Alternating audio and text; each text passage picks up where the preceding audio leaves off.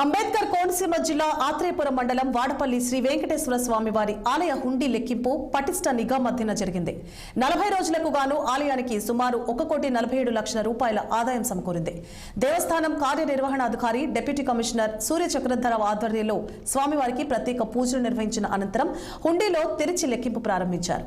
ఆలయ ప్రధాన హుండీల నుంచి 1,20,00,000, 88,369 రూపాయలు, అన్నప్రసాదం హుండీల నుంచి 22,38,344 రూపాయలు వచ్చాయని ఆలయ ఈవో తెలిపారు. అలాగే 19 గ్రాముల బంగారం, 890 గ్రాముల వెండితో పాటు 50 విదేశీ కరెన్సీ నోట్లు కూడా వచ్చాయని తెలిపారు. స్వామివారి ఆదాయం ఈ నెల భారీగా పెరిగిందని పేర్కొన్నారు ఈవో సూర్య చక్రధరరావు.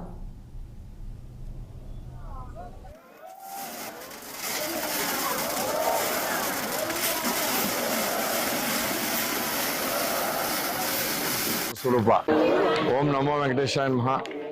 ఆత్రేయపురం మండలం వాడపల్లి గ్రామంలో వేయించేస్తున్న స్వయంభూ చందన స్వరూప కలియుగదైవం శ్రీ వెంకటేశ్వర స్వామి దేవస్థానంలో ఈ రోజున ఉండీలు లెక్కించడం జరిగింది.